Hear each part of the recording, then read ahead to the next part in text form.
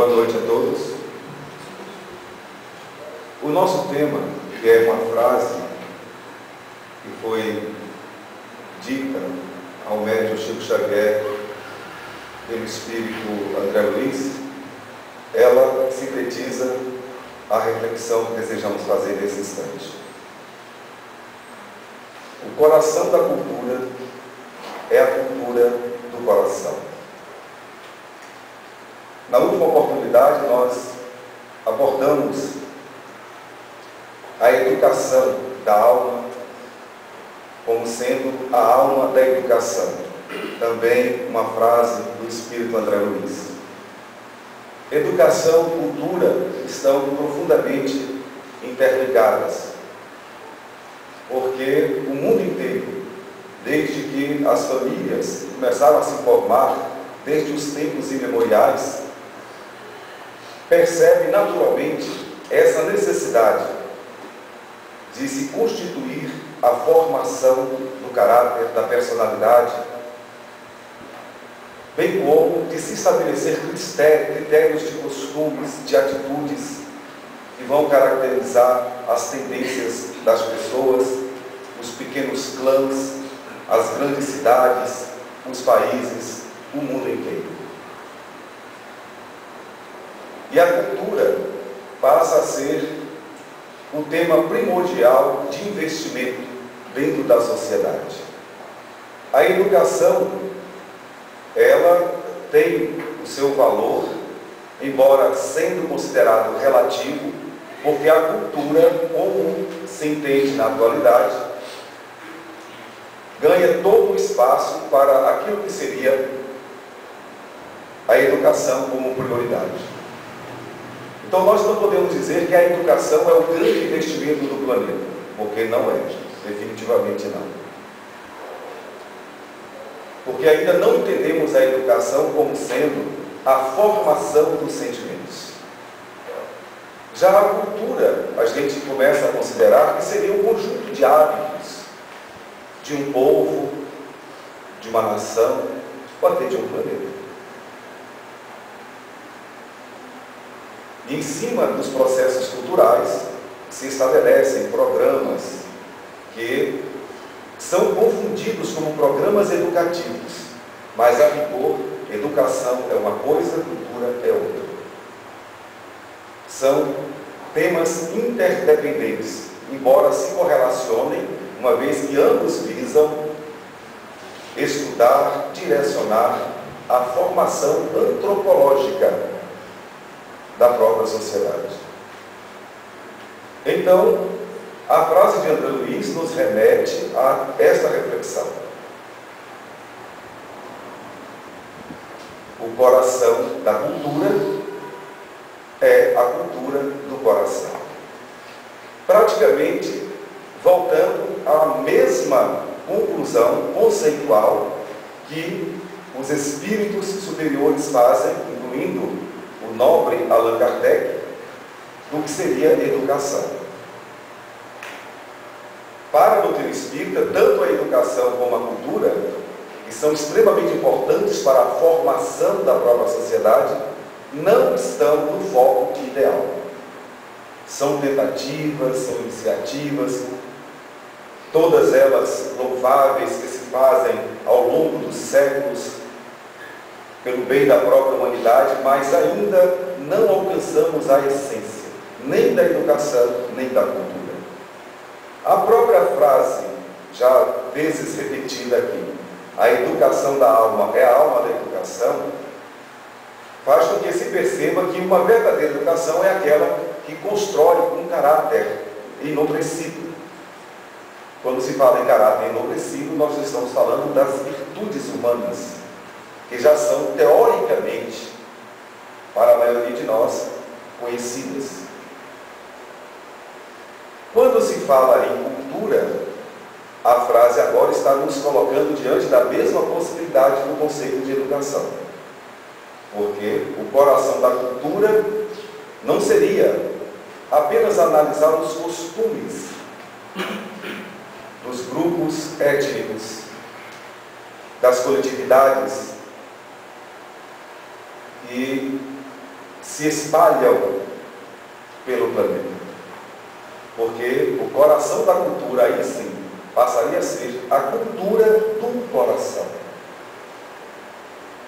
Nesse sentido, claramente, o Espiritismo, como doutrina evidentemente formadora da alma humana, entende que educação e cultura devem trabalhar no mesmíssimo foco, que é a educação, a cultura do coração. Vamos verificar, por exemplo, que são muitos os homens e mulheres que contribuíram e continuam contribuindo para ajudar a compreensão da vida, por seus experimentos, por seus esforços científicos, com os avanços tecnológicos que abrem fronteiras da inteligência para uma investigação cada vez mais profunda da própria vida, da análise do funcionamento, do mecanismo da própria vida. Mas dentre todos os louváveis contribuidores que formaram o que nós temos hoje como recurso de conteúdo para a formação educacional e cultural, nenhum atingiu o cerne como aquele que foi o maior que passou entre nós. Estamos falando exatamente do mestre de todos os mestres, Jesus. Jesus, ele não usou a sua inteligência de espírito puro para desenvolver programas tecnológicos, para desenvolver programas nas áreas humanas, na medicina,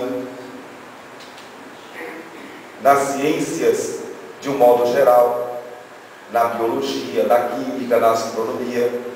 Ele poderia contribuir em todas essas áreas como ninguém o faria, entre os que já passaram por esse planeta. Mas foi exatamente onde ele concentrou a sua inteligência, o seu pensamento, a sua orientação. Ele se preocupou exclusivamente com a cultura do coração. Não fez outra coisa. Então, nós temos que dizer que o Espiritismo está reconhecendo que o maior dos homens, ele não se ocupou de outra coisa a não ser ajudar o ser humano a desenvolver os seus sentimentos. Allan Kardec, analisando tudo isso junto com os espíritos superiores, nos apresenta a inteligência como sendo um princípio que identifica a vida da alma, que é um princípio de inteligência. Mas recomenda-nos que essa inteligência, desenvolvendo-se para a compreensão da vida, ela deve nos levar a esta conclusão de que tudo vale a pena se o sentimento evoluir. Paulo de Tarso, ele teve esta reflexão quando ele disse que ainda que ele falasse todas as línguas, que ele dominasse inclusive as línguas dos anjos, que ele distribuísse todos os bens com os pobres, ainda assim, sem amor, ele não seria nada. Paulo de Tarso percebeu claramente isso, que o maior investimento que devemos fazer é o investimento em nossos sentimentos. Nós observamos, como pais, como educadores, a nossa alegria quando verificamos os nossos jovens se encaminharem nas escolas, obtendo boas notas, constituindo uma profissão, comemoramos, festejamos, mas pouco nos preocupamos se o coração daquele filho foi trabalhado.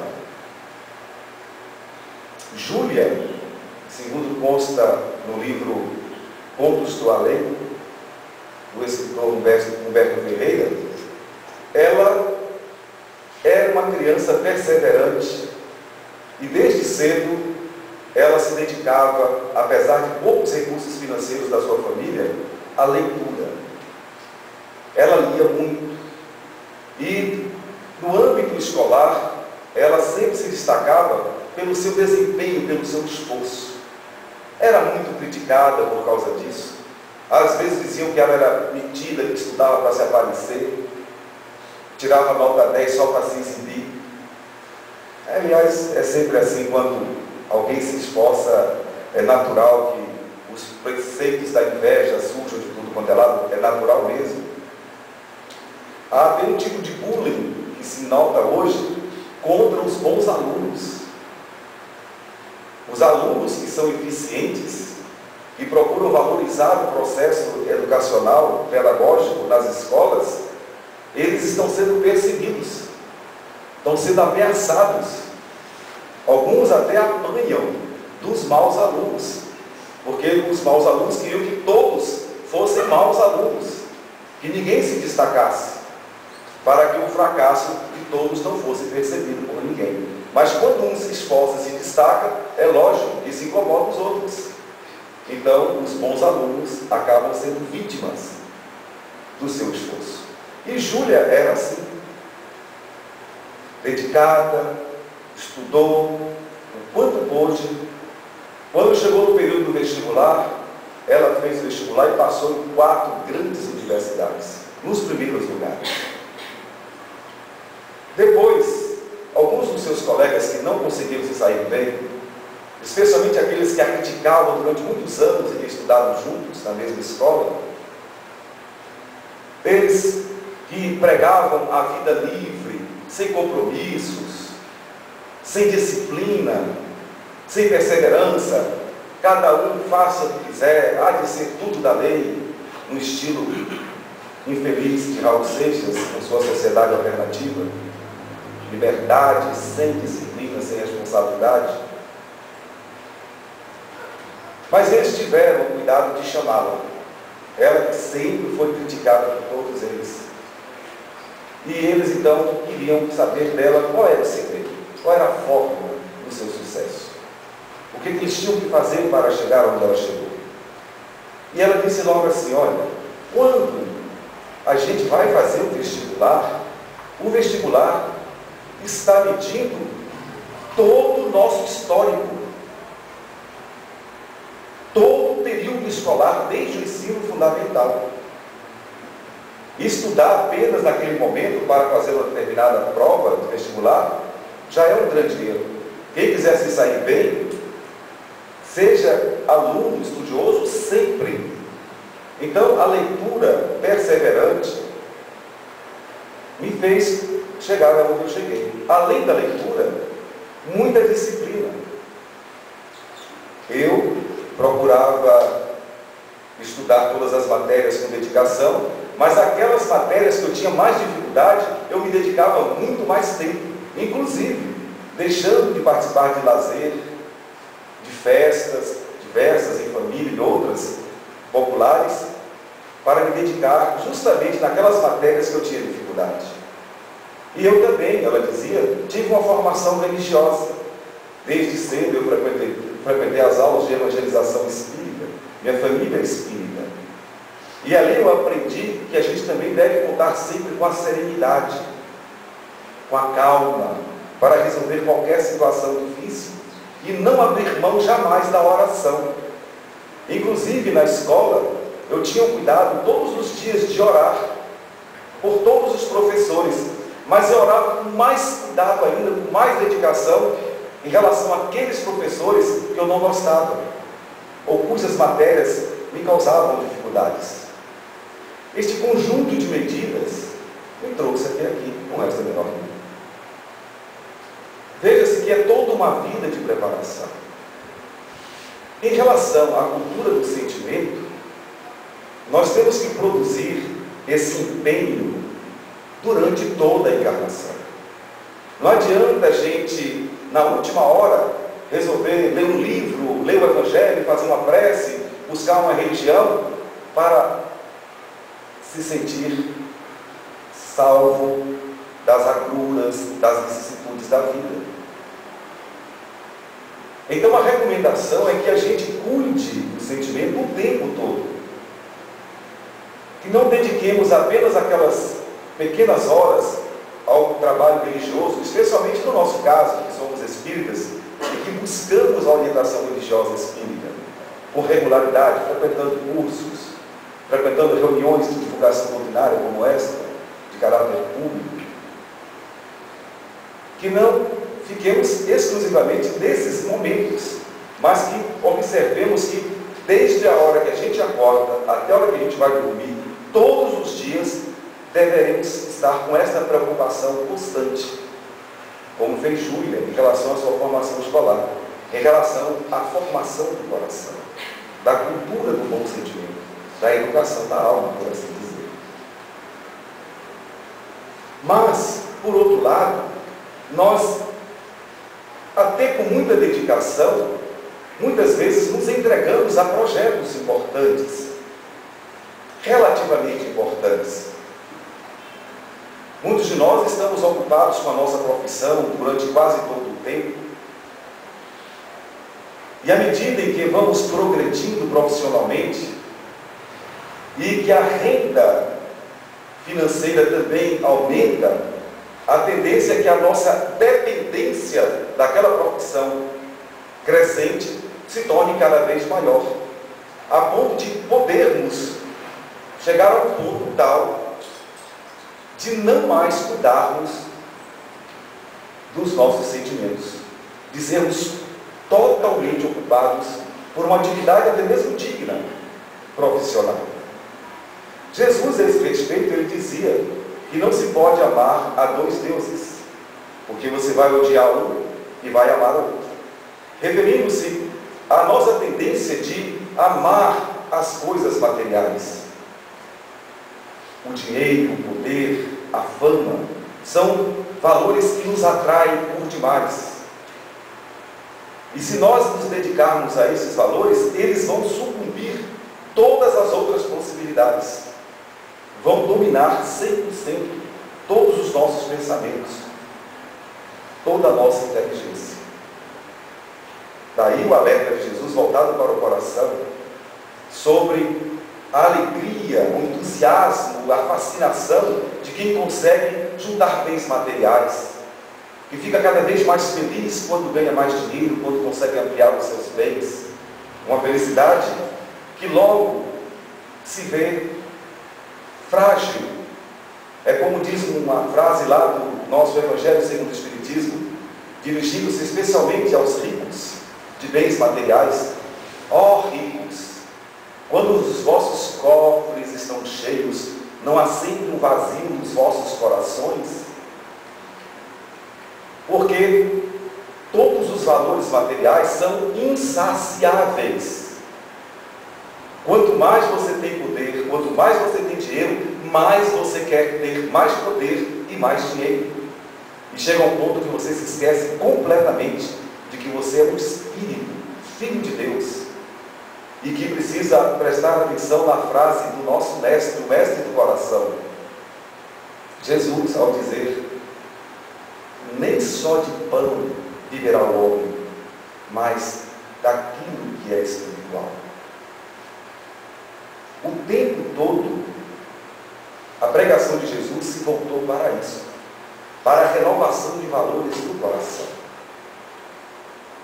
Lúcio, também narrativa do mesmo livro citado, já desencarnado, ele estava num curso tratando exatamente desses assuntos do coração, lá no plano espiritual, ele já em processo de reabilitação, e resumidamente ele disse, deu um depoimento público, dizendo que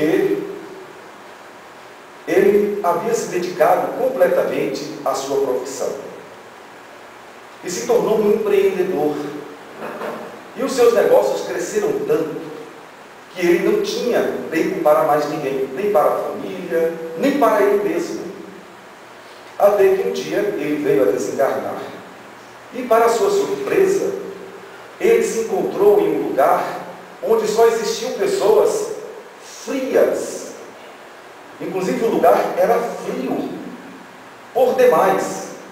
Era um lugar sem brilho, sem luz.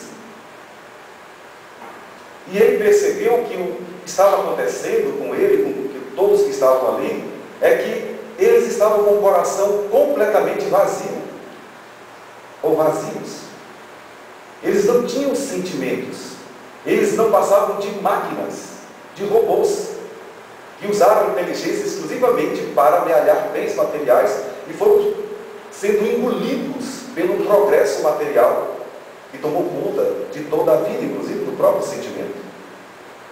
Ele não se lembrava de ter passado por alguma emoção, de ter chorado de alegria ao ouvir uma canção, de ter contemplado o pôr do sol, visto alguma cena, algum filme, ou lido algum livro, alguma coisa que mexesse com o seu coração.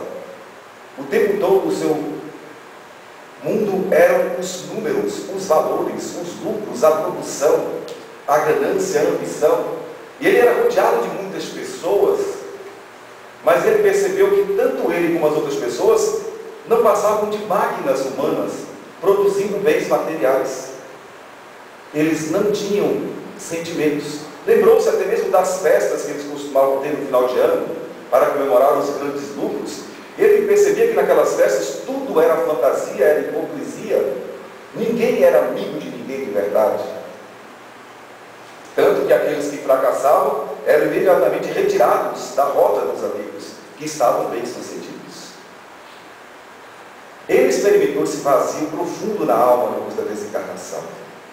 Depois de um certo tempo, sentindo a necessidade de se renovar, num momento de humildade, nessas regiões de sofrimento, ele finalmente mereceu receber a assistência dos espíritos benfeitores. Foi conduzido para as colônias espirituais de refazimento e ali iniciou todo um processo para recompor a sua vida. E ele estava exatamente fazendo aquele curso, porque o nome daquele curso era Renovação dos Valores Espirituais, onde se falava exclusivamente do Evangelho de Jesus. Um Evangelho que ele nem sequer se importava e achava que esse negócio de religião, de Evangelho, era coisa de gente fraca, de gente que não tinha ambição, que não tinha planos para construir coisas grandiosas na vida.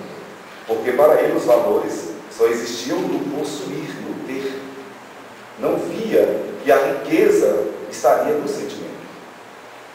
Então nós todos, através da doutrina espírita, revivendo a lição de Jesus, estamos sendo convidados a fazermos uma profunda renovação de valores. Para onde estamos dirigindo os nossos pensamentos diariamente? Com o que mais nos ocupamos? Porque pode ser que estejamos com os corações vazios. E a única riqueza, segundo Jesus, verdadeira, é a riqueza do coração. São as virtudes que se possa constituir. E quando se fala em virtude, nós temos que lembrar Paulo de Tarso, que na sua reflexão escreveu que ainda que ele tivesse todas as culturas, tivesse todos os conhecimentos teóricos do mundo espiritual e que fosse a pessoa mais caridosa em termos de desprendimento dos bens materiais, mas se não tivesse amor, ele nada seria. Então importa-nos muito mais prestar atenção como anda o nosso coração. Para onde estamos dirigindo os nossos sentimentos? Como estamos lidando com os sentimentos? Porque só isso vai contar. Só isso poderemos levar conosco para qualquer lugar do universo. Porque todos nós sabemos, de sã consciência, que todas as conquistas materiais não poderemos levar conosco para lugar nenhum. Só poderemos levar as riquezas da alma. Por isso que Jesus não pensou duas vezes. Ocupou-se exclusivamente em nos dar esse tipo de orientação. Cuide do coração. Especialmente quando ele nos remete a perdoar. Emmanuel, ele comenta que realmente, entre os desafios da renovação do coração, perdoar é uma das tarefas mais difíceis e por isso mais meritórias. Das mais meritórias. Mas ele conclui dizendo o seguinte: quem consegue investir na capacidade de perdoar e se educa e cria esta cultura de não odiar, de não magoar, de não ressentir, de não vingar, Quem conquistar esta virtude nunca terá problemas em qualquer outro setor da vida. Quem aprender a lição do perdão, internalizando-a e criando esse hábito de perdoar sempre, não encontrará mais obstáculos para conquistar todas as outras virtudes ramificadas no amor. Por isso que Jesus bateu firme nessa tecla: perdão. Perdão sempre aos inimigos, aos adversários. Ore por aqueles que te perseguem, te caluniam. Pague o mal com o bem. Reconcilie com o teu adversário enquanto está com ele no caminho. E o Espiritismo nos mostra que nós estamos reencontrando-nos uns com os outros, em família, nos grupos sociais, nas atividades espirituais, como pessoas que temos uma grande dívida uns com os outros em relação ao perdão. Nos magoamos com facilidade, nos lembramos com facilidade. E isso é uma deficiência do coração. E aí estamos nós, mais uma vez, sendo, pela doutrina espírita, convidados a desenvolver a cultura do coração. Pensemos todos os dias mesmo, antes de pensar no dinheiro que a gente tem para ganhar, nas contas que temos para pagar, que, claro, tudo faz parte da vida. Temos que cuidar de tudo isso, sim, mas priorizando o coração. E aí Jesus conclui dizendo: procure primeiro a Deus e a sua justiça, que tudo mais que precisardes vos será dado por acréscimo de misericórdia. Muito obrigado a todos pela atenção.